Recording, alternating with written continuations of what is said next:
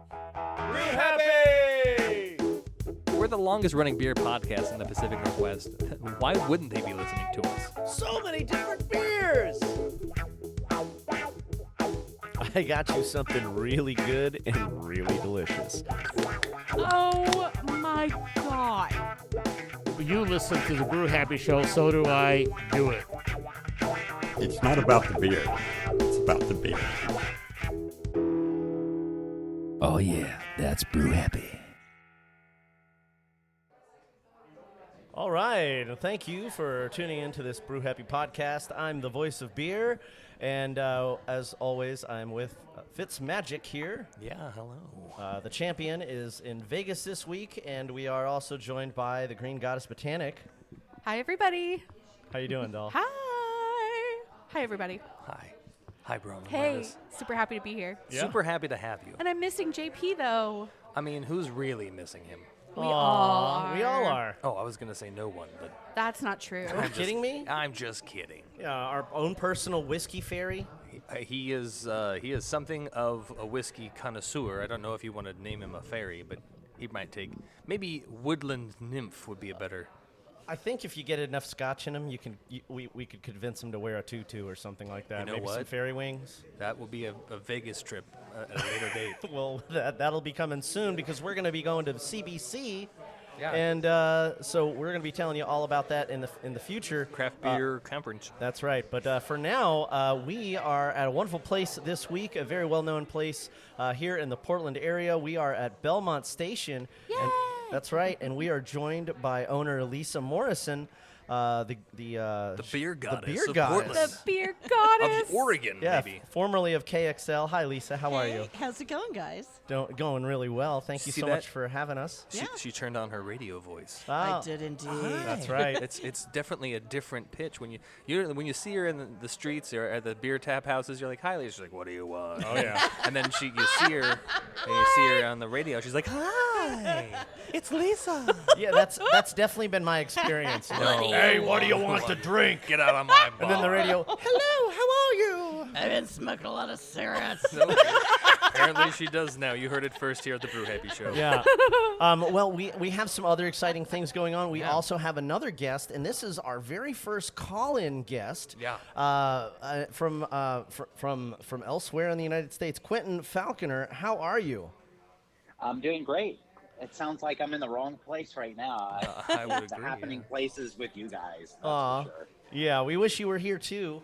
But we all have beers on the table where we're at. Are you sharing a beverage with us as well? Are you imbibing? You bet. You Awesome. bet. Yeah. All right. Well, let's start with you. What are you drinking? Where? First of all, where are you at? Tell the beer fans where Sure thing. where are you hailing from? Yeah. Well, I'm a long drive from Portland. I'm in Oakland, California. So Nice. Yep. And I went local with my choice. I had a beer from Canyon Club Brewery in Moraga, which is probably 3 miles away. Moraga is a small city in the Bay Area, and most people in the Bay Area probably don't even know where Moraga is. But it's a nice little brewery, and having their solid IPA, which is solid. It's Nice. really Nice. good stuff. So the solid Solid. IPA Solid. lives up to its name. Rad, dude. You bet. Nice. You bet. Yeah. Super solid. Are you familiar with Square Pie Pizza? I'm not. There's a place over there in Oakland that they do square pie. They're called Square Pie Pizza, and I get The square pie guys. the Square Pie guys. Yeah, wow. Bronwyn and I have check been it to out. Oakland a couple of times, for sightseeing and such. And we went there one time. That's why you and- went to Oakland? Yeah, and I for plant business. for plant business. okay? Yeah, Sightseeing. and Plant so we went there one time. Great pizza, by the way. But I constantly get text updates, and it took me a while to realize, oh, this is a pizza place that isn't near me. He's like, we should totally order from those square pie guys Yeah, tonight. they're I'm always like, giving me good like idea. Let's look up 20% where they off. are. Yeah, we're like Oakland, California. Get on a Honey, it's gonna be a plane. long drive. Yeah. But we could Yeah, see sounds Quentin. good. We could It's see a Quentin short while we're drive at for it. me. Yeah. I'll let you know how it is. I'll send you a picture. Yeah, there you go. absolutely. There you go. Thank you. Well, let's talk about the beers we have here on the table at Belmont Station. We'll start with the darkest. Yes. So, as I was telling Lisa before the show, we may be kind of moving away from stout season at this time of year. But for me, it's always stout season, which is why I picked this one. Or actually, Bronwyn, didn't you pick this one for me? I did. Okay, what did you get me, hon? It's the Von Ebert Salted Cardamom Stout. Oh my God, Yum. it is so good. That It sounds delicious. smells incredible. Yeah, it I does. actually am hoping you'll share. It's got a very herbal nose I see on how it, and I see what you did there. slightly nutty flavor. And that fits for you. Some roastiness going on. Not so much that one. Oh, I like to be roasted. Ooh. Yeah, Yes, that's you do. good. You roast me every week on my own show. I just did just Yeah, now. Jeez, this guy. You're welcome. I don't know. The rest of us are drinking pretty similarly colored. Yeah, I think I can guess what Lisa's got, but let's go with Brahman. What do you Yeah. have? What do I'm you got? drinking the Bell's wheat Oberon. ale. Yeah, the What is it Oberon. called? Oberon. Oberon. Oberon. Yes. And you were today is telling me- Oberon Day. What? Yes, it is. I- It's our first time, I think, here in the in Oregon to celebrate Oberon Day because we just started getting Bell's beers just like not too long wow. ago. Nice. So, at least consistently. So I feel like I'm going to have to look into this and report back Damian. on the show. Yeah. please do. Yeah, Damian would approve. Yeah. definitely. I was guessing that Lisa might have some kind of fruited sour Berliner Weiss, but what do you have, Lisa? I just have the Bell's Two-Hearted IPA. Oh, well, see, I Yep, was totally see. wrong. But I can tell you why I chose this one. This Uh-huh. was one of the first beers I fell in love with in craft beer. Oh wow, really? Yeah, I used to work for a company that was based in Minneapolis, and they had it all the time. And I would go visit, and I would always bring home 6 packs of it in my suitcase, and do the beer underground You're smuggling. smuggling and beer? Shh, never did that in my life. No. He's And, innocent of all charges. And so to actually have this, here on draft right now is pretty In your own awesome. spot. In my own place. Yeah. So Well, pretty sweet. I mean, that's pretty cool. That deserves a prost. That does deserve a prost. There it is. Aw. I am drinking a fantastic beer. Okay. It's a collab beer with Montevilla Brewworks Oh yay! and love Pink, them. Pink Boot Society. It's a hoppy lager. It's called Activity Girls. I saw that. Girls. Girls with Yeah. a U, I'm assuming. No, Just GRRRRLZ. girls. Gotcha. Yeah, Okay. girls. It's actually really good. Yeah. It is hoppy. Okay. But it's also very lagery. Yeah. It's a nice beer. I like it. Yeah. So a good collab from Montevilla. I do love Montevilla. Yeah. Michael Kors is great. Yeah. And we're always an advocate for the girls. Yeah, we are. A lot of girls in our lives. You have a daughter. I have a daughter. I have a granddaughter. I was just going to talk about all the female brewers who kicked ass at She Brew this last month. We got Hell our She yeah, Brew they friends. did. Yeah, you gotta love our She Brew friends. So while we're at it, why don't we raise a toast for all of our friends out there, ladies in the industry, Yeah. and She Brew, doing a great job representing out there. Yeah, as we finish out Women's History Month. It's going to be good stuff. Yeah. So, beer fans, I want to thank you guys all for tuning into the show this week. If you are in the Portland area, I highly urge you to check out Belmont Station and come by for a pint. And if you are feeling savvy, maybe ask for Lisa and tell her we said hi. If you want to help support the show, reach out on patreon.com/Brew Happy. And for as little as $1, you can help us pay the bar tab and keep the hosting fees alive. For $5 or more, we kind of interact with you a little more, and we'll dedicate shows to you. Send you little mementos from our adventures abroad in the Brewniverse. And who knows, you might even wind up being on the Brew Happy Show. You might even host the Brew Happy Show one day. What? That's right. It's pretty cool. So lots of really cool things. And we also put out extra content from time to time that only you guys have access to, or you first have access to before anybody else. We have these little overpour sessions that we'll do from time to time after the show, and other little bonus content that we like to throw out there when we're feeling experimental. But we have some commercial stuff to go over, so just some words from our friends in the industry and a little music before we come back to Quentin and talk about the Falconer Scholarship Program.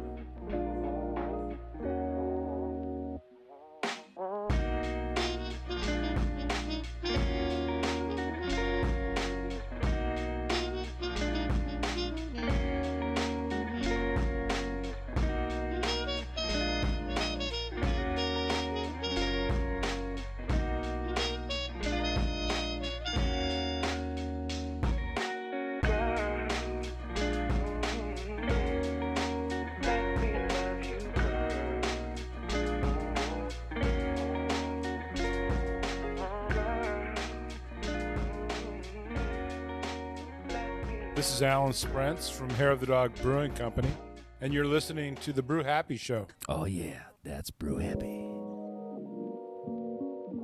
This is your friendly neighborhood Unipiper, and you're listening to the Brew Happy Show. This is Terry. I'm the founder of Pink Boot Society, and I'd like to invite all the women beer professionals out there to give Pink Boot Society a chance and get yourself involved. It's a great way to support Pink Boots and women in the beer industry with scholarships. Beer's an awesome thing, and the more women we can get into it, the more we're going to party.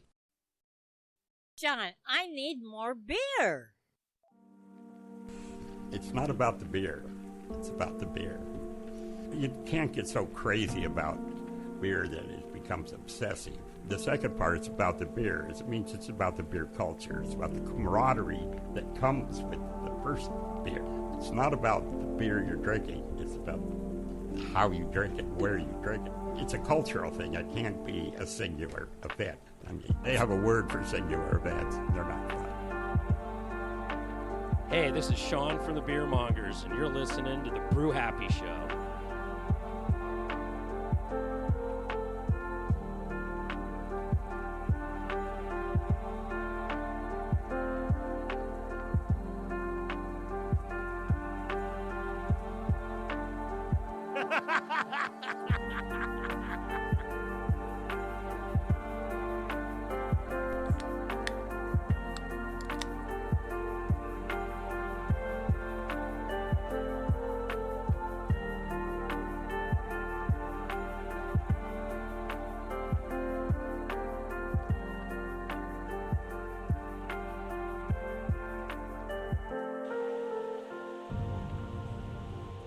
Welcome back, ladies and gentlemen, to the Brew Happy podcast. We're here at Belmont Station with Lisa Morrison, and we're going to be talking about the Glen Falconer Scholarship. Here we go. All right, beer fans. Well, Quentin, thank you so much again for spending some time with us here on the show. I really appreciate you taking time out of your busy schedule to get your brew on with us here today. Tell us a little bit about the Glen Falconer Scholarship and how it got started. You bet. Well, first of all, thanks for having us. Super excited to be here. Yeah, this is it's a great time to talk about everything because this is our 20th year. Actually, the scholarship program started in 2004, and just as a bit of background. It's in honor of my brother, Quentin Falconer, who worked at Rogue, and then he was a head brewer at the Wild Duck in Eugene. And when he passed away in 2002, there was a big grassroots movement to see in what way we could honor him, right, frankly. And so we turned to education. He went to the Siebel Institute. It really was a really powerful pivot in his career, and it's been a big family value. So we started the scholarship program, and so we're 20 years into it. The first scholarship was in 2004, and we've granted 54 scholarships to date. We do 3 scholarships every year, 2 to the Siebel Institute and 1 to the American Brewers Guild. That's amazing. And tell me a little bit about your favorite part about the scholarship. What is it that drives you about this program? One of my favorite parts is it's just a great way to honor my brother Glen, but seeing like the impact that it has on aspiring and junior brewers and people in mid-career, just what it can do for them. I mean, I think that like any profession, it takes talent, hard work, passion. And I kind of feel like education is sometimes the least accessible, right? A lot of the stuff is intrinsic. You have talent, you can work hard, you love doing what you're doing, but sometimes there's the technical aspects that you want to layer in, and that's just harder to do. Education, it costs money. That's true. So being able to kind of bring that last piece together, right, is super satisfying, and to see where their careers have taken them once they put it all together is very satisfying. Yeah. What's the success curve been like on the program? Does everybody that graduate uses the scholarship go on to have careers in brewing, or are some people just kind of shopping around a little bit or experimenting, or does everybody usually kind of use this as a jumping off point for a professional career? Well, a lot of the people are already in the business in a way. Okay. They're junior brewers. They have got a couple of years.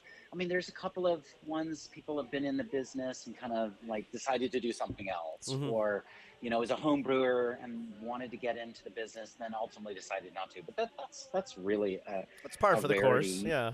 It's par for the course, yeah. But it's the profile is it's usually somebody that has a couple of years of experience in brewing and really wants to put together a better portfolio, right? Of like really understanding the technical aspects and the science behind it. And layering that in. So it's been super successful. I think that you talk to some of the scholarship recipients and they're like, oh my gosh, this is just pivotal, right, for my career. Yeah, it's really good to get some of that formal education under your belt, and it gives you the confidence that you need, and it gives your employer and the people in the industry around you confidence in your ability, and it's really nice to have that kind of structure to give you that leg up. Yeah, I feel like too when you hit on the confidence, really, that's what I'm on the scholarship committee.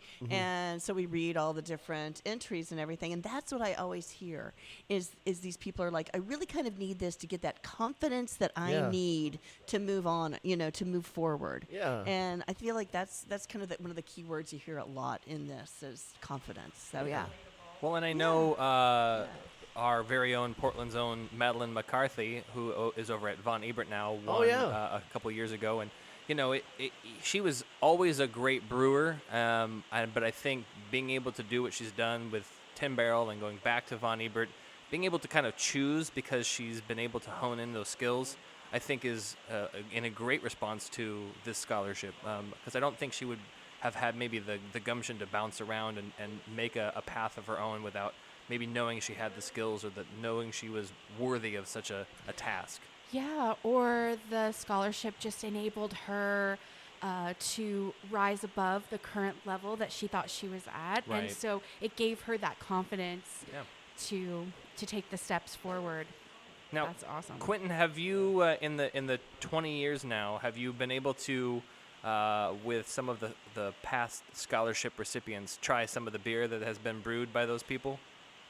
Oh, you bet. Yeah, whenever I can. I was going to say that should be a good answer. Should be a goal. Yeah. Is that part of the requirement for getting the scholarship program? It's like we give you the scholarship program, you give us beer. That's how this works. Yeah, there you go. Yeah, I hadn't thought of that, but that sounds like a good idea. Would you like to be part of the scholarship committee, Damian?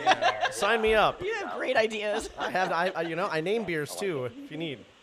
But I'm thinking, that's got to be something that, as if you had to look at it as kind of like a guardian rule, where we believe in you. Here's what we want you to go do, and here's the scholarship, and then I tried your beer, and you killed it. Great job. We knew we were right. I mean, how does that feel sometimes when you've done the right thing for the right person in beer?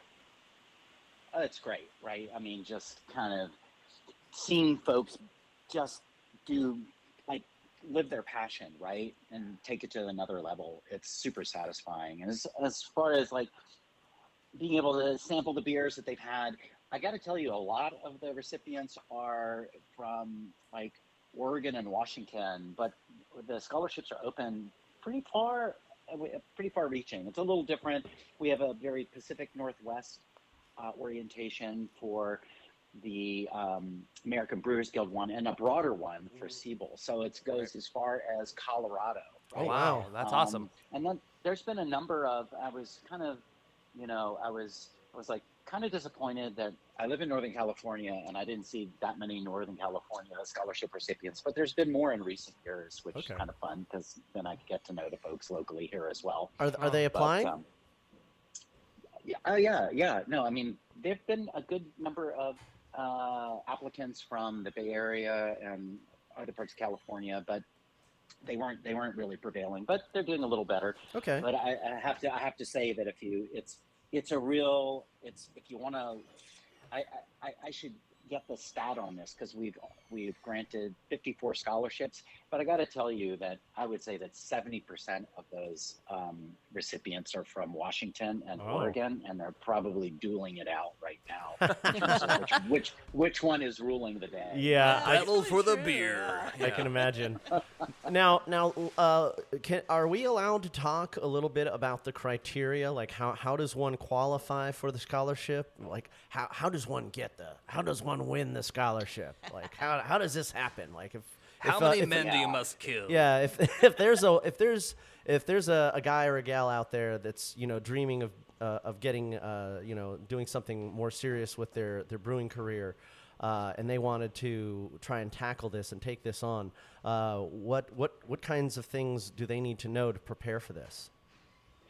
Yeah, well, I mean, if you just kind of boiled it down to, well, what does it take, right? What does it take? I mean, we have like essay questions. You got to write these essays, which kind of like talk about what your goals are, how this is going to help you. Okay. And then there's some more philosophical things talking about, well, the craft brewing industry has morphed a lot. And so, what do you think some of the challenges are? So it's a little bit of like, you kind of like got to be understanding what's going on, knowing where this fits in terms of your plan, and then you have to have a couple of killer recommendations, right? Right. You need 2 recommendations, 1 from a brewer. But really, what does it take? It takes the fact that you need everything else that I talked about earlier. You just need to kind of somehow let the selection committee know how much talent you have, how you've demonstrated, how you're standing above other people, maybe in the applicant pool, how hard worker you are, like where your passion is and how it all kind of ties in. And so it's telling your story, right? And I kind of feel like at the end of the day, when you get letters of recommendation, you get these, like you get this resume of what people have done, and they're writing these essay questions. You get a pretty good sense of like where that person is, and and like how this might really help them. Yeah. So there's no secret formula. I guess it's a little different every time. Right? Yeah, that's part of the beauty of it as well. Well, and I would say that that's that's got to be the same for anyone writing any letter for Harvard or Yale. I mean, you're not supposed to be the most perfect person, because they don't want the most perfect person. They want the most willing person to fall down and get back up and make mistakes, and like you had said, get that confidence to be able to say, you'd hope, yeah, I want to be a head brewer one day with my own brewery name or under a name that I trust, or I mean, which is just gotta be such a pull on the heartstrings kind of sometimes. We're going, oh, how do I not give it to this person? There are times where I've had tears in my eyes, literally. Yeah. Where I've been like, oh my God. My grandma made my first beer for me, and I got to do it for her. I mean, sure. There's some stuff in there sometimes. Yeah. And people with hardships and all kinds of right. stuff. Yeah. And they're like close neck, right? It usually comes down, there's like 2 or 3, and they're like neck and neck, and it's like, please apply. I'm sorry you didn't get it, but please apply. You were please such apply an again. awesome Right, do it again. We'll give it to you next year, right? Apply, Glen. Yeah. Right. I mean, another thing that's the key to this is we do ask, like we have a question that says, like, how are you going to further the goals of the Glen Falconer Foundation? So you've got to kind of get behind it and try to they need to do their own research. And then, to tell you the truth, I leave all of the really hard part of this, and I'm so glad I'm not on the selection committee. It's so hard, right? Oh, so it's the who's who of brewers. Right? We're gonna grill Lisa in a minute. Don't worry. Yeah. I mean, Lisa's been like the like one of the foundational members of the selection committee. But we've got brewers and people in the brew industry. They do all the hard work, right? I kind of organize it. I look at it that way. I'm not qualified to select, and I'm so glad that I'm not there to select it, because you really need that expert. Oh, well, that's why you got people like Lisa involved. There you go. You bet. The crazy people like me. There you go. So I'm curious, and maybe Lisa can attest to some of the question as much, but have you guys seen in the last 10 years a larger number of female identifying brewers coming forward? Because we're seeing so many right now, and especially in the Portland metro area. I mean, how has that been the last handful of years? I'll answer it, maybe then pass it to Lisa on that. Okay, so here's the statistic on it. Like 9 of 20 in the last 7 years have been women brewers, right? I mean, it is like in the very Hell beginning, yeah. like the Right? second year we had like, and then there was like this period of time there wasn't, and I'm like, what's going on? Like and then all of a sudden, like there was 1 year that all 3 of the brewers were women brewers. It was like unbelievable. Awesome. So yeah, that's the stat. In the last 7 years, half of them are women brewers. We Unbelievable. It's really great. also are getting brewers who are identifying as gay and also binary. So there's a lot going on there right now, and it's so awesome to see. Yeah. Well, and and we certainly encourage that. Absolutely, and I know that for Quentin, I'm assuming you haven't heard our show, which is totally okay. You'll listen starting tomorrow. But us here on the Brew Happy Show, we have done nothing but shout the community that is beer based and the inclusivity that it encompasses, because every walk of life, for the most part, loves beer and or loves to create beer. And so the fact that there are beer is for everyone, right? Multiple avenues of people's identifyings that are saying, "Oh, I want to make beer and I'm going to apply for this stuff." That's huge. That's a wonderful stepping stone towards just being able to have everyone be included. Mm-hmm. Yeah, and I think having Lisa on the committee, the selection committee, it's so perfect because you've blazed a trail through this part of the beer community, and now it's almost like you're looking back and you're looking at what opportunities you would have wanted to have, and then you're able to pass that to the next person on the scholarship list. It's pretty powerful stuff, let me tell you. Unbelievable. Well, I mean, she is the beer goddess of Portland. So. Yes. Now, when you say she blazed a trail, that means she burned everyone else down and who got in her way, right? On. She just buried them. Just flamethrower. Well, it's like what I mean is like the passion and the enthusiasm. Right. Just, it blazes the trail. It's not to harm anybody No, else. it's a joke. Rising tides raise all ships, especially for creating a more inclusive environment. Yeah. It just depends on where you're at in the sea level. Yeah. Yeah. No, I'm kidding.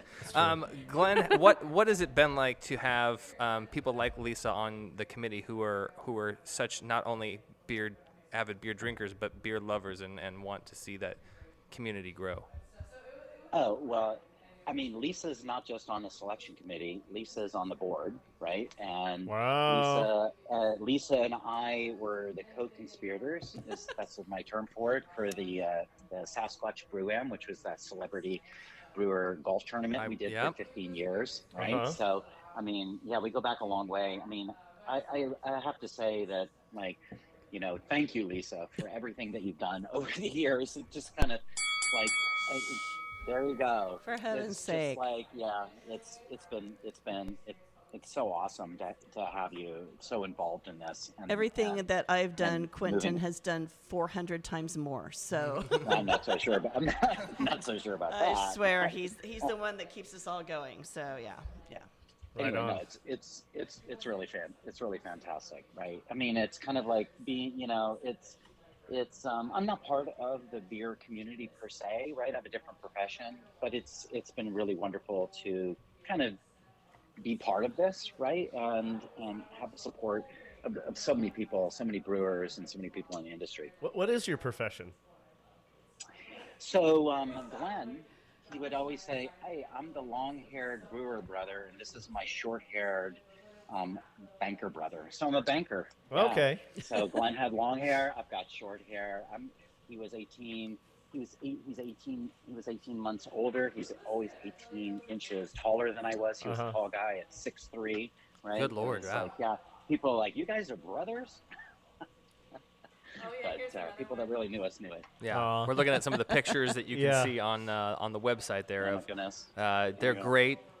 We can see why Glenn was definitely in the beer scene. Oh yeah. Now I've always so I used to do Bruvana brewery tours, and I've been in the beer scene for a very long time, about 20 years now, and I always saw pictures of Glenn with the hop hat on his head, and it became a running thing. on the Bruvana brewery tours, we'd always have somebody would wear the hop hat, and it was that's great. It was tradition. Yeah. So and we'd always mention on the Bruvana tours, what the hat was, where it came from, and what it meant. Aw. And so Yeah, somebody would always be like, I want to wear the hop hat. That sounds really cool. Oh, that's amazing. So here's a hop hat story, right? It goes way back. Glen was part of the Cascade Brewers Society. Okay. And they did a trip over to Oktoberfest, and I can't remember what town they were in, but there was a hop festival, and all these little kids. I've seen pictures of it. They're maybe 7-year-olds like that, right? And they were part of this parade. And so if you really look closely at that hop hat, it's kind of tight on Glen's head, right? Because he took it off a little kid and borrowed it for the picture. Oh my God. This is the perfect thing. And so what we do is every it barely fits. It does look a little. Yeah, it's I never noticed that before. Never noticed it. That is hilarious. Barely goes on. He just absconded It with a kind of small makes him child. look like a green Marge Simpson. Oh, He kind of does. Exactly. Yes. Exactly. Oh, how me? Every scholarship recipient, it looks like Marge Simpson, but every scholarship recipient, and Glen loved this thing. Anyway, every scholarship recipient gets a hop hat, and we have them custom made. We've kind of burned. Oh, nice. Well, I think we burn out the people. We've burned through our third seamstress kind of person that does this stuff, but they're like really cool. They just make them. They're made by hand. And so every one of these is different. So every scholarship recipient, they get the scholarship, but they get the hop hat, that big hop hat. Oh my God. So, if you're not doing it for the scholarship, you can definitely do it for the hop hat. I mean, I would do it for the hop hat alone. I mean, that's a handmade, custom, one-of-a-kind hop hat. Oh, yeah. You should connect with Madeline and see what hers looks like. Oh, we're going to have her on the show soon. Yeah, that's, in a week or two. Make her wear the hat. There we go. Oh, she better wear the hat. She won't. And people, we send it to them right before they go for the course, and we usually take it there. It's quite the conversation piece. Oh, nice. Yes. Now, are we still in the entry process, or have we selected our two winners for the Siebel Institute yet? No, so anybody that's listening, you have time. You've got the full application needs to be in by April 22nd. You've got a full Tons month. of time. So this is a perfect timing. Because I got to tell you that everybody, we get this out, we get it out in January, but I'm sure that everybody, we're all human, and we all kind of procrastinate. It all comes down to the wire. I'm the worst about that. Yeah. So my recommendation would be get your recommendations, right? Contact those people and then work on your application. You've got a full month, right? This scholarship is open to Washington, Oregon, Idaho, Montana, Wyoming, Colorado, Utah, Nevada, California, Alaska, and Hawaii. It's in there, and there are two of them. There's two scholarships to Siebel. So that's amazing. Whoever's listening, go check it out. Glen Falconer Foundation, right? Look it up and apply, or go straight to the Siebel website. But yeah, you have a month. Awesome. And so just so everybody knows what exactly they're getting into, Quentin, can you tell them a little bit about what this particular Siebel scholarship is exactly? So this is the World Brewing Academy Concise Course in Brewing Technology. It's a 2-week intensive program. It covers all the technical aspects of brewery operations. It's really intended for somebody that has 0 to 3 years of brewing experience. Okay. And we, basically you go out to Chicago, which is where the Siebel Institute is, and it's a 2-week, like I said, a 2-week intensive. And so the nice part about that is people you make contacts, right? Industry contacts. You see different perspectives. People come from all around the world to these Siebel courses. So that is that's what the Siebel one is. So the American Brewers Guild one, which is slightly different. It's the Intensive Brewing Science and Technology course.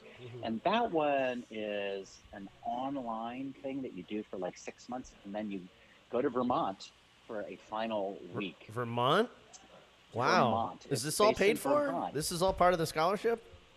Yeah. Wow. Yeah. I mean, we have a travel and lodging stipend, but the scholarship right? And that's to defray the cost of your travel, So, etc. so if you like to learn and you like to travel, like this is definitely something for you. Yeah, for sure. Yep. Wow. Yeah, and the courses are slightly different, right? They attract slightly different folks, but like, you know, I mean, how do yeah, you they're mean? both really awesome. Oh, what I mean?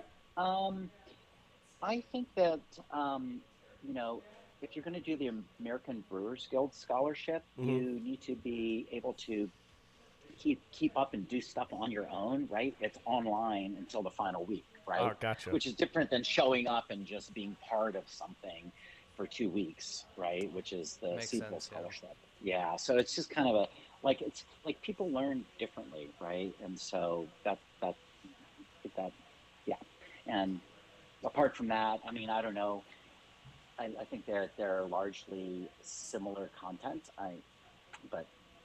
Yeah, I can't really opine that much on that. You're saying you haven't won, so you're not sure. Oh, got it. Okay. Yeah, I haven't really attended it myself, and not being a brewer. Glad we got that. So that was actually going to be one of my questions, Quentin. Have you ever brewed a beer? Have you ever done like even a home brew or anything like that?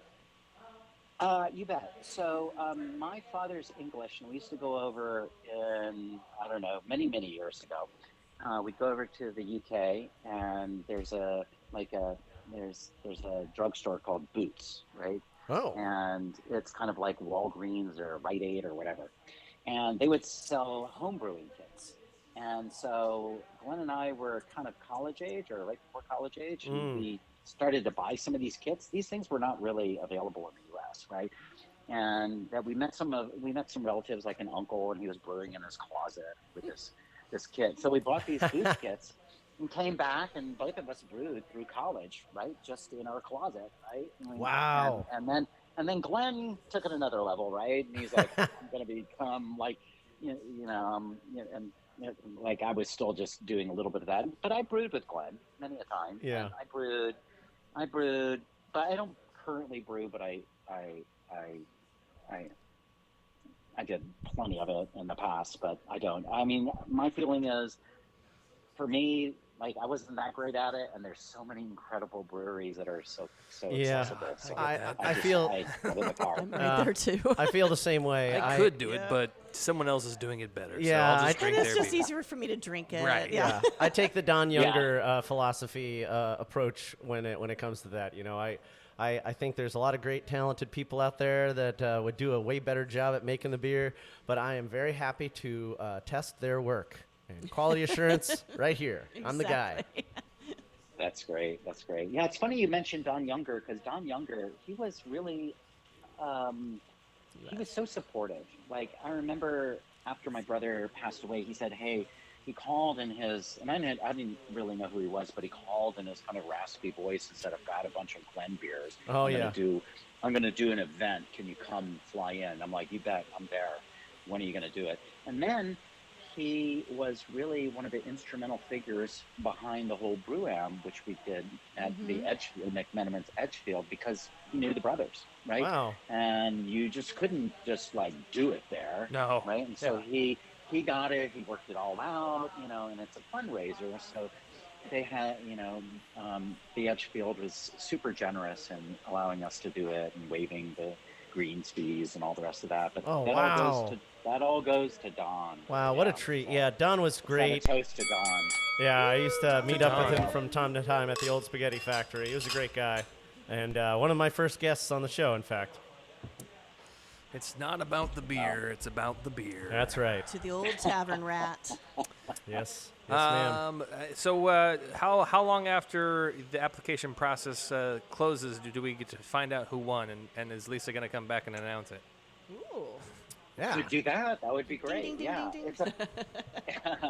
It's about a month, right? Gotcha. So I give like 3 weeks to a month because, we need to get the applications to everybody, and folks have busy schedules. So it's about a month. I think, I can't remember when the exact, the application for Siebel is, it's got to be in by the 22nd, and I think the notification date is like May 25th. Gotcha. Okay. Killer. Well, I have no more questions unless you do. Yeah. Unless Lisa does. I have no questions. Okay. Quentin, is there anything else you'd like to add before we go to break and grab some water? I just want to say thank you so much for having us on, and it's really great to talk about scholarship, really great to talk about my brother, and really great to talk about education. Yeah, it is. It's been great to talk to you. I've been talking about this program for years, and it's just such a real treat to get to talk to you and Lisa both about this program and share your story with my listeners and the beer fans out there. So thank you so much, Quentin. I really appreciate Awesome. your time, and next time you come up here to Portland, you be sure to reach out so we can have a beer. bet. And You bet. if it's a good weekend, maybe we'll even throw a home brew together. I hear the McPollanders like to do that kind of thing, so I could probably Sounds cool. twist their arm and talk them into doing one. Sounds great. For old time's All sake. right. You bet. All right, Quentin. Well, thanks again. Thank you so much. Cheers to you guys. Cheers to you. So you guys still have time. You got to get in there, get your applications in, and do it. If you want to be a part of history and receive an amazing scholarship and an amazing hop hat. Well, that's the key. That's what you got to do it for, is the hop Yeah. hat. But also the opportunity to grow yourself in a beer experience level that you can take the hat off once you graduate the program. maybe they sew it on. That'd be cool. That would be. I'd be down for that. Painful. No. I will find out. It's probably soft. Yeah. Excuse me. We're going to take a quick break. When we come back, we're going to talk more beer with Lisa Morrison, the beer goddess of Portland and what might be the whole country. Who knows? We'll have to find out. We got a lot of brew news, and we got some other things from far and beyond. John's in Vegas, so we'll find out what he's up to. Yeah. Hopefully it's something planning our trip in April. Who knows? Yeah, and I got an empty beer glass, so I got to pick up another beer. There you go. We will be right back. Cheers.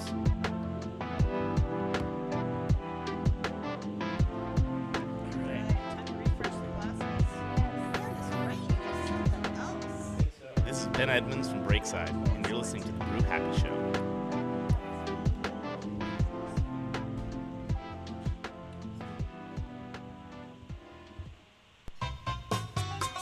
Hey there, I'm Squeaky Pete.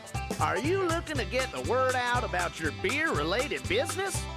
Did you know that podcasts have been rising in popularity since they were first known as audio blogging in the 1980s? With podcasts catching hold in the late 2004, there are more than 115,000 English-speaking podcasts available. Hundreds of them talk about beer, but only one will make you happy. Brew Happy. Advertise with us and get the word out about your business to more than 30,000 listeners. For more info, contact brewhappypdx@gmail.com. Woo-ha!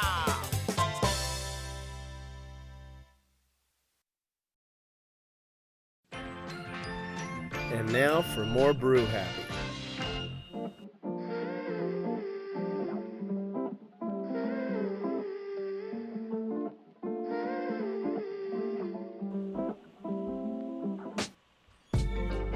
Damian, I need more beer.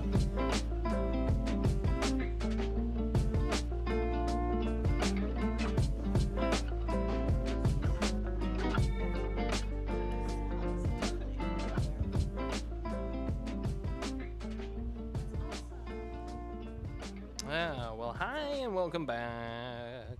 Yeah. We are here still at Belmont Station. It is raining off and on. It's like it goes from torrential downpour to absolutely just like a bare sprinkle. Yeah, it's almost distracting while we're trying to do our show here. It sounds like white noise in the background, yeah, it just but it's sounds not. like It's a just thousand rain. marbles hitting this hot tin roof. I'll see if I can edit it out. But yeah, we'll see. if you're listening to this and you're like, "What is that What noise in the the background? hell is Is there going something on?" wrong with my stereo?" No, it's your headphones are fine. Yeah. It's just raining. It's fine.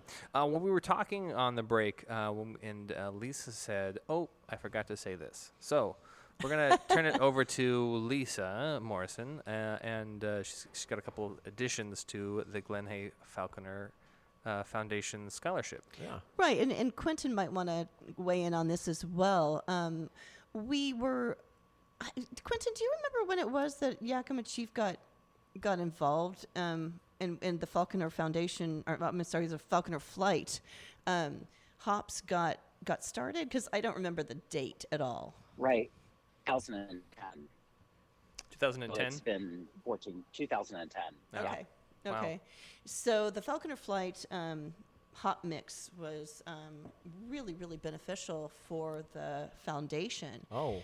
Because a portion of the sale of all of those, that hop blend everywhere across the country was actually going to the foundation. Oh, wow. Wow. Yeah, so that's been really beneficial in giving us the money that we need to continue with these scholarships. Oh, that's awesome. Yeah, that's awesome. We had a little time where it wasn't happening for a while. There was a slip up in some paperwork and some things like that, and we weren't able to do it, but we got everything reinstated again, and we are so grateful to them for helping us out this way. It is just like the most amazing thing, and we're really looking forward to partnering with them again in a lot of different ways coming up in the future. So Ooh. That's great. yeah. I can't wait. If someone was interested in getting that flight, where can they go to find it again?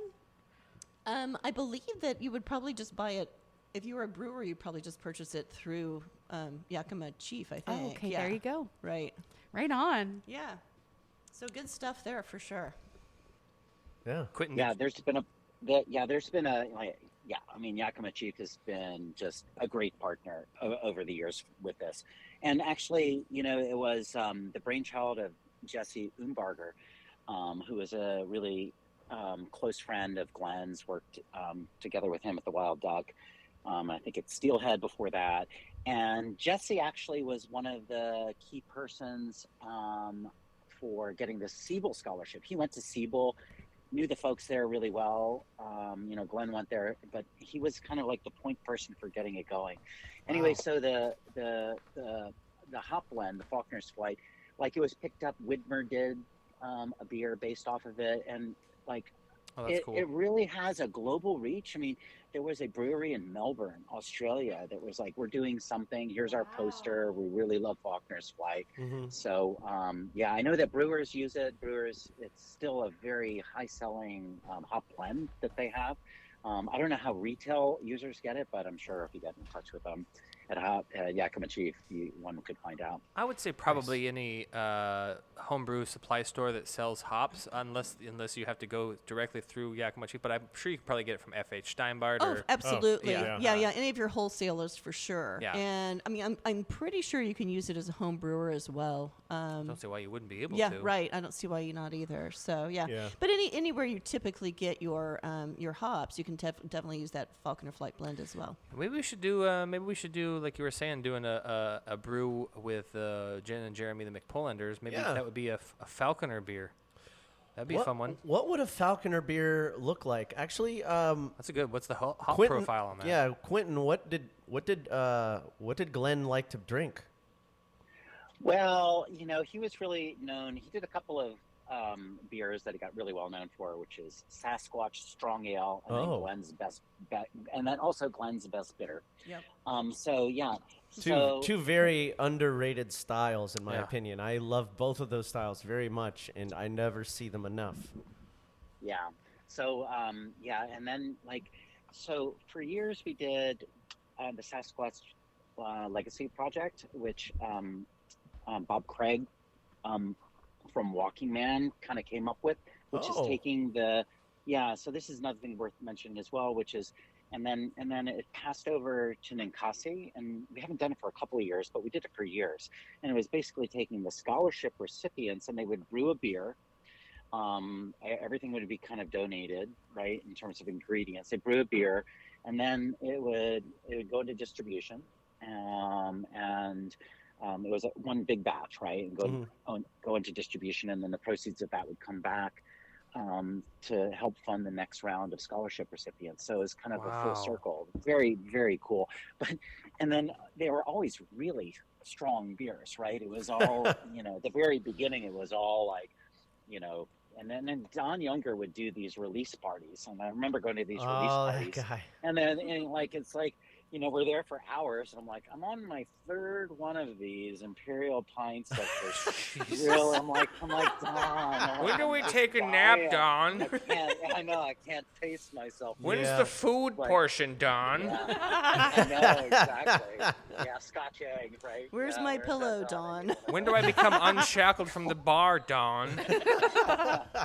But they were great. Those release parties that we did when he was with us. But it sounds like something we need to do again but the soon. Legacy class is cool. Yeah, so. Lisa can head that up. Lisa, become the new Don and make us all drink these strong ales for hours on end. I'm going to have to start drinking or smoking a lot of cigarettes, I think. Oh, Jesus. You guys. The new dawn. The new dawn. It's all full circle. The dawning of a new dawn. The dawning of a new dawn. The beer goddess. Everybody will have to come by and kiss your hand. Lisa, the Dawn Morrison. You came to me on this day. Oh, Jesus. This day of my scholarship program. Jesus. And you ask me a favor. Quentin's just hung up. He's done. No, he's not. I'm here. I'm just laughing on mute. There you go. Perfect. Oh, gosh. Well, Lisa, I do want to just change the direction of our conversation. Yeah. Because we know you. Everyone knows you. You've had this beautiful location, and even though it's not a perfect location, it is a staple in Portland, Belmont Station.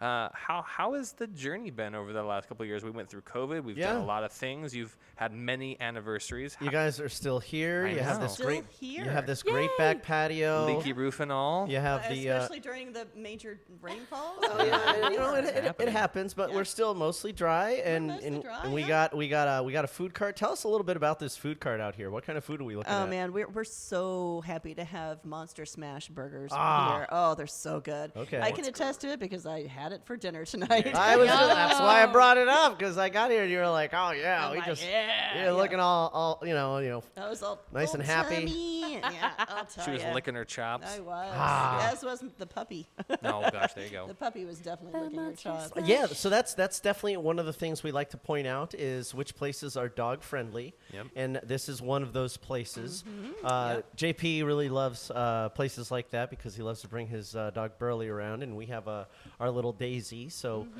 Yeah. we're still trying to socialize her. Sometimes she gets excited, but Well, yeah. It We're, happens. we're, You know how it is. We're still working on Pinkie Pie too. So. Oh, there you go. Well, what is? I mean, I don't expect a gigantic answer, but what is the future for you in Belmont Station, and what kind of things are you looking forward to? When are you retiring? When are you hanging it up? What's life look like, Lisa? That's funny you say that.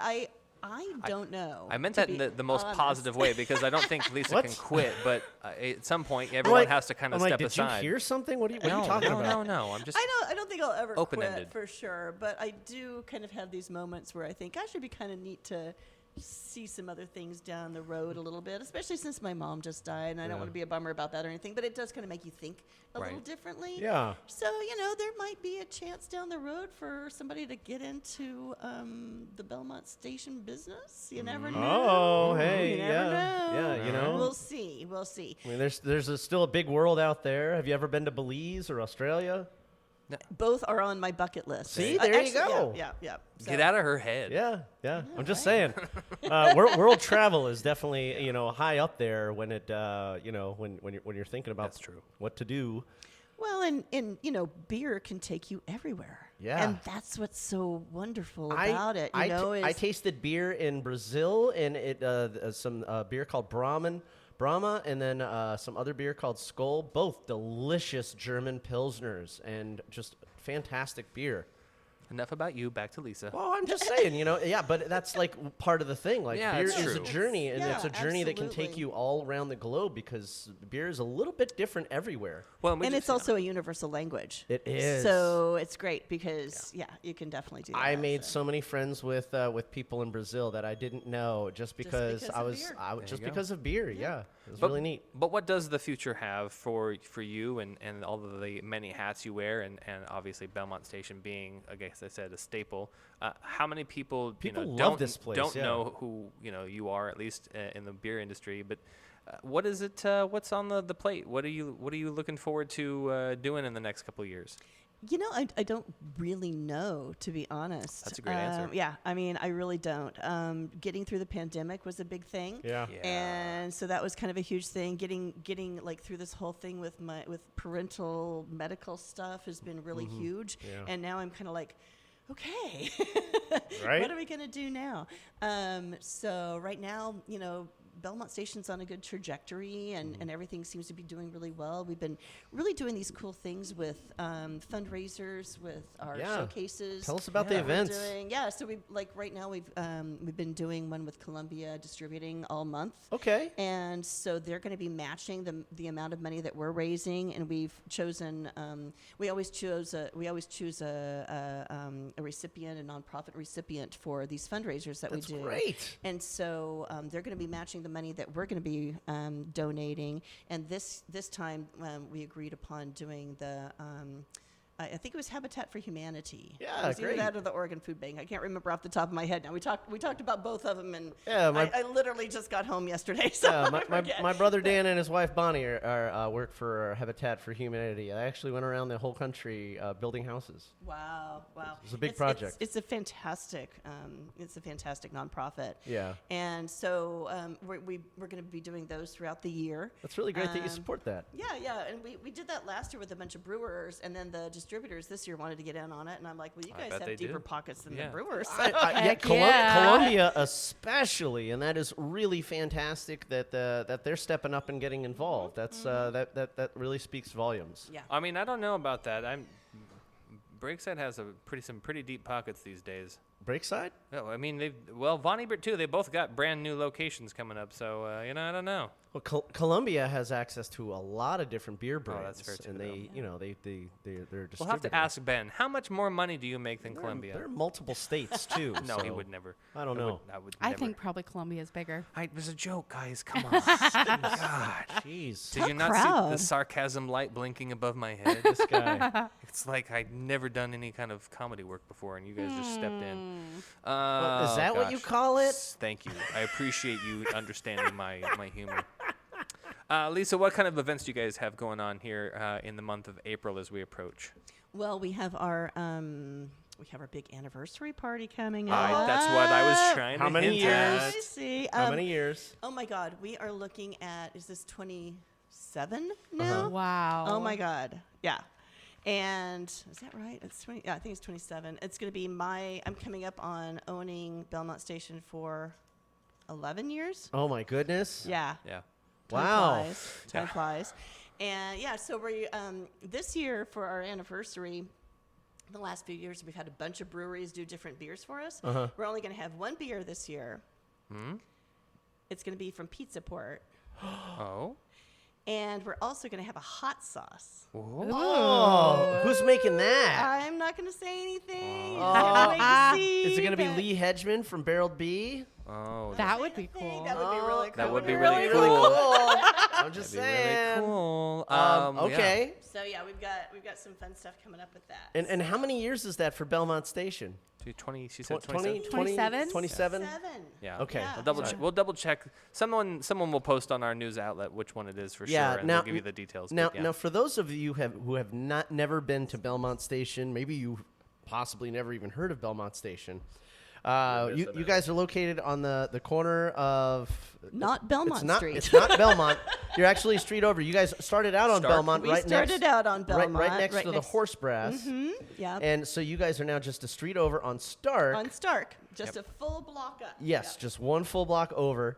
And you have a bar with how many taps? We have 35 different taps. Okay.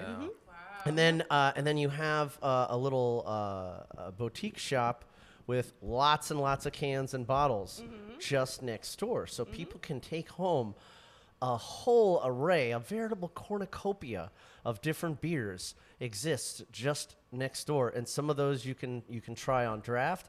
And that's one of the things I really have always enjoyed about this place is everything kind of rotates. You guys always have seasonal updates. You always have events and things. You're always very, you're on the pulse of the brewing scene, And so it's always a really great place to get the the metrics of what's going on and find out what the flavor is of the week, so to speak. So you guys aren't that far away from Mount Tabor, and so if you guys out there in the Brewniverse want to check out a really cool spot, get your butts down on here to Belmont Station and take yourself home a 4-pack or a 6-pack or a 12-pack. Do you guys do growler fills? We don't do too many growler fills anymore. Okay. We do still do it, but we just don't really have that many people wanting to do it that much. The demand has gone down for that. I just, I always like to ask. And then cans. Really Everyone just cans. Yeah, exactly. But we do offer pretty much, like you can mix pretty much anything in the bottle shop. You nice. can, take and make your own mix. Make pack your own and 6-pack. all. Yeah, you go. That's cool. There you go. Yeah. And then what are the most popular things that your customers enjoy here? What's something that really kind of pops here? What are you guys beer? Next for? question. Other than next question. Other than beer, is there like a beer of the week or a mug day? club or a? Well, we don't have anything like that. I mean, I sat at Don's elbow, right? Yeah. So one of his things was like happy hours is for it's for hookers and amateurs. That's Don Younger for you. Yeah, that's Don Thanks, Younger John. for you. So we don't tend to do a lot of specials and things like that. Okay. But we've always got some events going on, some good things to come and try some different things. Mm-hmm. We offer probably one of the largest selections of mead in the area. There you go. And we also offer a lot of ciders. We have a pretty decent NA selection, and we offer a handful of hard seltzers too. Yeah, So, nice. I saw that selection and was tempted by it, but So you got a little something for everybody. yeah, we try to. Yeah. try to. Everybody in your friend group can come down with you to Belmont Station. There's and not hot pretzels, but man, there's damn good beer. enjoy a beverage and a burger. Yeah, That's yeah, you right. can have the smash burger. There you go. Yeah. Well, I think it's time for some news. Yeah. If Let's find out what's going on in the Brewniverse. Many and, things. Yeah, there are many things. What do we got this time, Fitzmagic? Well, our news is brought to you by Brew Public and NewSchoolBeer.com, where we get the news of brews down your avenues. Those are both great places. That's true. It's Find true. out. Yeah. Perfect for the summertime drinking. 503 Distilling. Hey, I used to work for those guys. You did used to work for them. They have a new Good company, good products. watermelon lemonade. That's right. Oregon-based distiller has just launched watermelon lemonade. It's the latest ready-to-drink canned cocktail. It's 11% ABV packed in a convenient 4-pack of 12-ounce cans. It's a great addition to the portfolio. And it's, of course, got some nice watermelon puree and house-made lemonade with their simple syrup and, of course, 503 vodka. Ooh. So that's going to be a perfect summertime There you sipping if you're into that kind of a thing. Wow. Their sweet tea cocktail. Oh my Yeah, god, yeah, it's Bron- so good. Yeah. So good. Bronwyn used to abscond with that one out of my sales Oh, I cart. see how it works at your household. Where did these sales go? We don't know. Oh well, hey now, no, I wasn't like that. they were samples. That was a joke. They were samples. That was a joke. That's okay. Ha ha ha ha ha. This last weekend, Occidental Brewing returned with its annual pig roast. At the Cathedral Park in North Portland. They had this wonderful event where they had pork sandwiches and slaw and barbecue sauce, all ready to go with their new release party for their Root IPA. And they had a great time, lots of fun things, lots of fun food. Oh, right on. And if you get a chance, get over there and try that new IPA. It's raining again. Yeah, they're Jesus they're, they're down over there, just a hop, skip, and a jump from Cathedral Park under just over said by that. the St. John's Bridge, Just and said that. they got this nice little what is it? We were just over there not too long ago, honey. They got it's like a brat place. Yeah. You can get brats, really good. Gotta love a good brat. Oh yeah. So there's a place to eat, Nice little tap room over there, and beautiful view. Beautiful view. We've talked about it before on the show, the Farm to Market collaboration series from Zupan's Markets. And this new collaboration is from Laurelwood. Oh, right on. They are excited to announce the 28th installment of the Farm to Market beer series. And the series of the grocer partner for regionally owned beer and cider makers. Now this time they have made a delicious hazy double IPA. It's described as offering a smooth and resiny grapefruit flavor with tropical dank citrus aroma and set against the backdrop of rose straw orange haze and a light yellow-orange tan head. The beer is crafted from a blend of premium malts and a diverse selection of hops for a complex yet balanced profile. That sounds delicious. It does. I do love myself a good hazy. Go ahead and get yourself that from Laurelwood and Zupan's Farm to Market series. All right. Do it today. Do it tomorrow. Why not? Do it soon.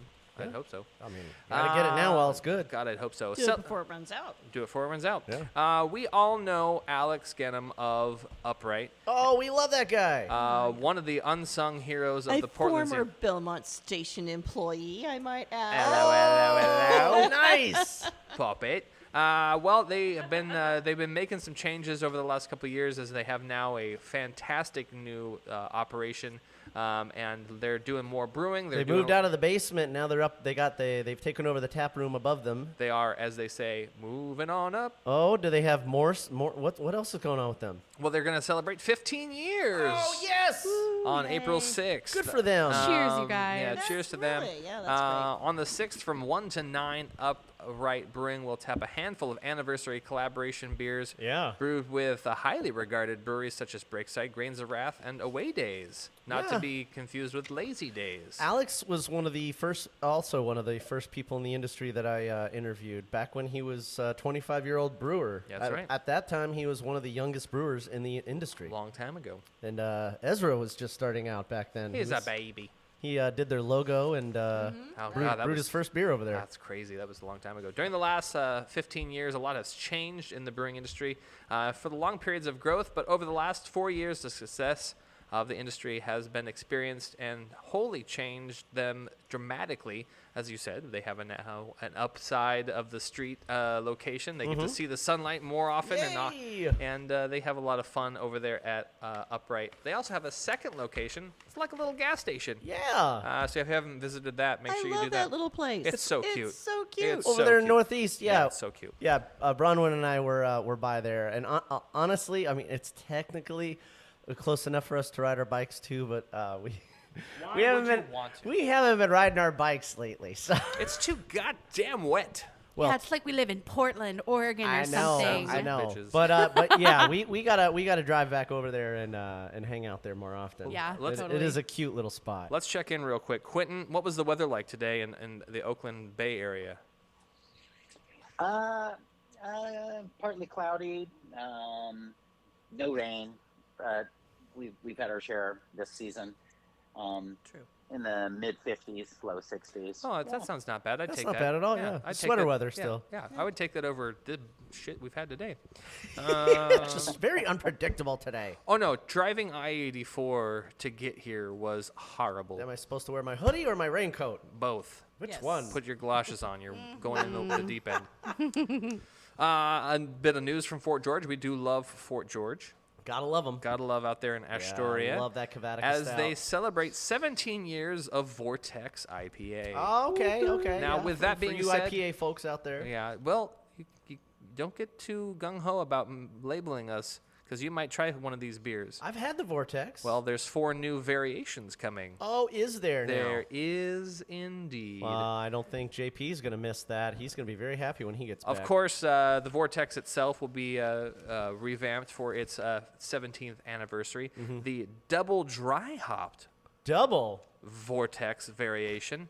Don't forget the Cryotex, which has got some cryo hops, some hop hash, and some thiolized yeast from an extra flavor conversion.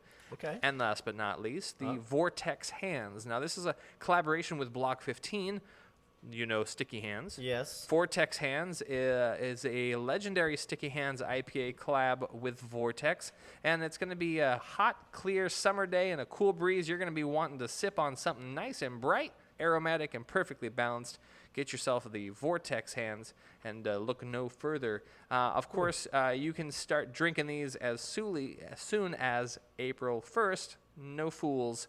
But, of course, it'll hit John Market's Place on April 15th. I was going to say, you better not be fooling. I'm surprised they didn't go with Sticky Vortex on that I was name. thinking the same thing. Right? Maybe that's the one Block 15 will do. Ah. We'll have to wait and And so see. I'm thinking Vortex hands. Is that kind of a variation of jazz hands? Ah, I like it. Like, If you spin them fast enough, you get sucked into the IPA storm. Really going to distract you with these Vortex hands over here. You would, you weirdo. We've gone too far. A Level Beer adds 3 new beers to its year-round lineup. Oh, we love those guys. For this year. The Rewind Amber Ale, the Adventure Island Tropical Sour, and the Choose Your Weapon Imperial. I've already had it. IPA. It is intense, folks. Let me tell you. I had it during my recent Dungeons & Dragons campaign last weekend with Director Jason Hawkins, and let me tell you, that was a hefty IPA. Yeah, that one is a crisp, dry finish, a robust flavor experience, citrus, tropical, fruity, dank, floral. They battle it out for dominance, keeping this Imperial IPA fresh and unique. Honestly, I don't think I mean, it was in a really tall can. It was like a 19.2 ounce can. Yeah. I don't think I finished it. Yeah, that's how they deliver them. It was too much beer for me. It's 8.5%. That's why. Yeah. The Adventure Island Tropical Sour is obviously tart and refreshing. It's got a little dank, but it's a fruited kettle sour, and it's also available in 16-ounce cans, 5.5% ABV. Yeah. And then the Rewind Amber Ale, it's got some biscuit caramely notes from the malt. They blend together with some herbal and pine hops at 5.3%. It is the sessionable amber. Yeah, and I have had all of those beers, and course you have. 2 thumbs up. I spent a lot of time at Level. I was gonna say we should do level 1 soon. Maybe Or next level week or the week after. Level 3 maybe. Yeah, Level 3 is about. We to only get have a their, couple more weeks before we go to Vegas, so we got to make sure and plan it. I Yeah. sent you a text today. We gotta. You don't love me. I also Lock think it it all would be in. really fun to talk to Von Ebert because it's been a while. I want that And I think it would be great to hear about their plans for the Ecliptic spot. Oh my God! We'd have to have Tom then too, and Tom's a busy guy. I know he's gallivanting across the United States and the world right now. So we could at least reach out and try. Maybe we have it on the phone. Okay, that sounds like a new avenue for us. Sure, why not? Quentin's been our test dummy. Thanks, Quentin. He's like still here. He's doing a great job. He's doing a great job. Yeah. The 8th annual Baker's Dozen Coffee, Beer, and Donut Fest returns. And guess what? Guess where it's going to be? Culmination Brewing. At Culmination Brewing. That's right. That's right. My old alma mater. 13 breweries, 13 roasteries, 13 bakers. May 11th from 11 to 2. $40 online, $50 at the gate, all inclusive. VIPs $65. Early admission for 10 a.m. instead of 11. Special bigger beer glasses at Culmination at 2117 Northeast Oregon Street. Now, this is a really cool event for you guys that don't know. It's 13 coffees, beers, each paired with a very special donut from a original location in the Portland area.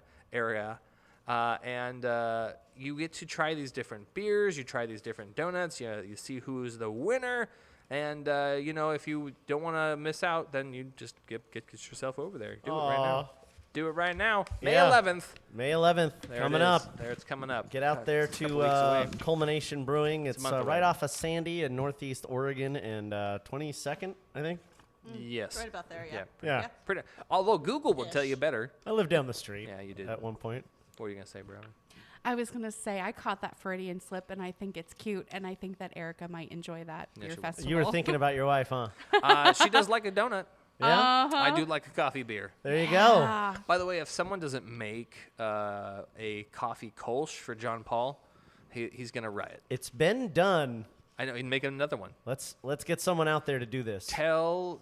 You know what you do? You get Steven Schomler on the line. You tell them to make the damn. Oh, hey. I think I could talk to Culmination. We should probably go over there and talk to Steven soon, too. Yeah. I'm friends with the brewer. Dan is a really good, guy. hot side brewer, and I think he could help us figure that out. So there's 2 shows right there before we go to Vegas. Von Ebert and Culmination. Boom. I love it. Look at You that. know what's really weird? I've been wanting to talk to Dan a little bit because I've noticed all these weird coincidences that I have with him. So his last name is Hughes. Matthews. Oh. And that's my mom's maiden. You think you guys might be related? It's very possible because he's from Fort Myers. Oh, that's right. And I'm like, wait a talked minute. about this. Hughes and Fort Myers. I feel like I got to talk to this guy. He's like, I'm from Minnesota. Thanks. Oh. No, he won't say that. Last but not least, on the news front from newschoolbeer.com, Deschutes Brewery installs proprietary non-alcoholic brewing tech. Proprietary is a big word, by the way. Sorry. It is. I've also had beer. Yeah. And it launches fresh squeezed non-alcoholic IPA. What? How did how can you do that? They also are coming out with their Black Butte non-alcoholic beer as well. So if you want to check those out, I do say that Okay, we got to talk to these guys. yeah, we got to talk to Deschutes again. Okay. But yeah, this is a really cool thing. Their production facility has a new in-house partnership with Sustainable Beverage Technologies, SBT, utilizing the company's patented BevVo technology in combination with Deschutes' proprietary brewing methods. This groundbreaking technology allows Deschutes to create what they think is the best tasting, flavor-forward, non-alcoholic beer on the market. Okay, so are they brewing it without alcohol, or are they brewing it the way a normal beer is brewed and then taking the alcohol out? That's what we don't know. That's Okay. what we're going to have to find out. All Yeah, right. the non-alcoholic beer category is the fastest growing segment of the beer industry and grew 163% in dollar sales from 2019 to 2023. According to a study, 75% of Gen Z and millennials are interested in non-alcoholic options. It's true. With taste and flavor being the number one attribute that they are looking for in these products. And the separate nationwide survey shows that 94% of non-alcoholic beer drinkers also drink beer with alcohol. So Yeah. we're looking for That's somewhere true, in the actually. middle. Yeah. Yeah, and you know what? I'm all for it. For our teetotaler friends, they're making they're coming in good strong. stuff, finally. And you know, and it's important that, you know, sometimes it's you realize it's not healthy, you know, to have alcohol in your life, but you Sometimes. still want to be a part of the scene. You still want to go to the pub. Yeah. And, you know, I think these kinds of options, and sometimes you still feel like having a beer. Yeah. Well, and you it's know, great to have these options. Yeah. One of the things that I found, when I do some beer judging, I often will judge the non-alcoholic ones just because I kind of like seeing how they're progressing. Because Yeah. it's Right. They're getting better. It's getting Yeah. better in a very quick way. Yes. So it's been really fascinating. But it's so funny when I talk to people in Europe about like, oh, I just judge the non-alcoholic beers. So many people over there will just use like a non-alcoholic beer as a spacer beer. Oh, yeah. Brilliant. Well, that's how right? That's how That's a Beck's great became a idea. thing. Right. Yeah. Yeah. So They- I don't- they I think were we need known to as do a that spacer more beer. here. I like that idea. Yeah. Yeah. So it's like you're still having a beer, you're still having something that has flavor and is fun, but you're taking a little break and you're letting the fun happen That's longer. interesting that you say that. There was a guy named Jim that used to come into my bar at the first bar I ever worked at, the Tavern on Main in Sarasota, and he would have he'd have 3 Bud Lights, and then he'd have a Beck's, and then he'd have 3 more Bud Lights. And those are And I was like, what? Just is have a this- water, Is bro. it? Are you having a Beck's sandwich? Christ. Like, what's happening here? And he's just like, no, just. That's how I do it. Now I'm gonna drive yeah. home. He's just like, that's how I like to do it. I will say there is one brewery who makes NA beer, and I'm not going to say their name, but they need to step up their game a lot. Oh, is it Starts with a letter. A? Yes. Okay, Yeah, I know. yeah, Are you still soured on that tasting we did 2 years ago? Still sour. I heard they've been doing better. I've tried their stuff. Okay. This is recently. Okay. It's not great. Well, I tried one of the beers. Now- one of the beers was good, and one of the beers wasn't. Yeah. Anyway, so we were at Lazy Days a couple weeks Sometimes ago. it depends on the I had that concoction. hopped tea. Okay. That was damn good. Hopped tea is very good. Yeah. So if you I go can to, see a big market for yeah, that. if you go to Lazy Days off of both locations, I think have Yeah, it. But yeah, they Flint had hopped tea. Uh-huh. It was really good. Yes. Yeah.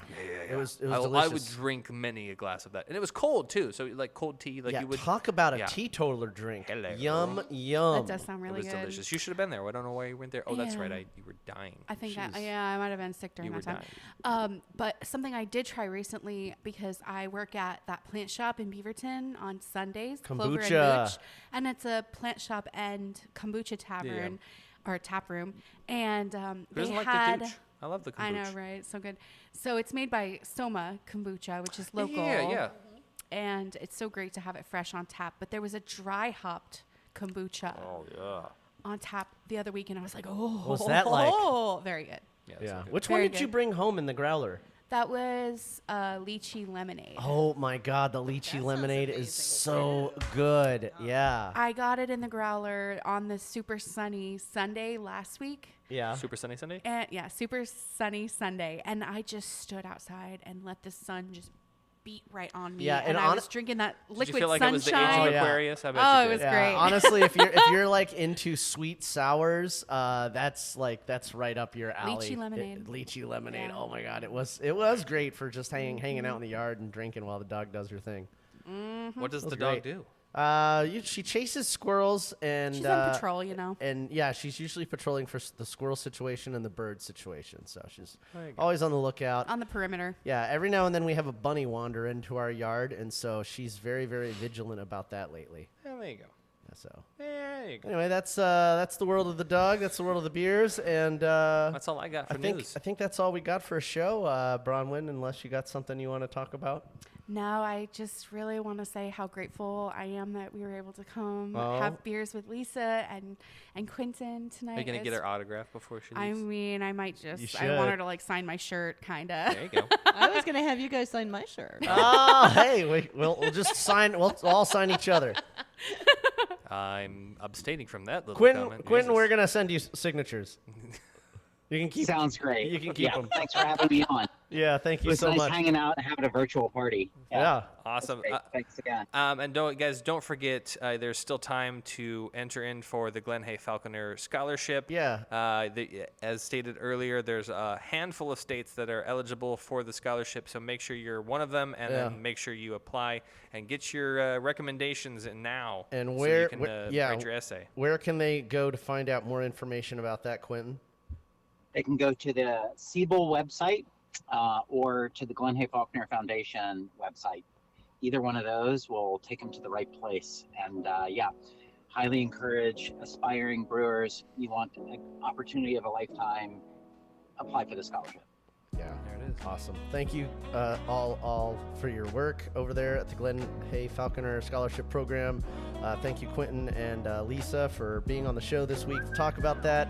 And thank you all who are applying and have ever applied for this scholarship. It's really important work that you guys are part of, helping to spread the joy of brewing and get other people involved and celebrate diversity and all of the things that Glen loves about beer. So, it's a lot of things. So I think that's a show, guys. If you're still listening to this, again, I can't stress enough, come down to Belmont Station the next time you are in the Portland area. They are located right here off of Stark and 45th. I was going to say 41st. That was close. But it's Stark and 45th. As always, beer fans, I don't just like you, I love you, and I want to have a beer with you right here at Belmont Station with Lisa Morrison and Quentin Falconer from the Glen Falconer Scholarship Program. As always, beer fans, keep brewing. Brew happy. This production is brought to you by Brew Happy Media, the ultimate brewers media resource. For more information, go to thebrewhappyshow.com and brewhappypodcast.com. Follow us on Twitter, Facebook, and YouTube at Brew Happy. For more cigar pairings, please check out our sponsor, hallcigars.net. Questions, concerns, advertising, or guest relations, please reach us at brewhappypdx@gmail.com. Remember, brew happy, drink responsibly. Cheers.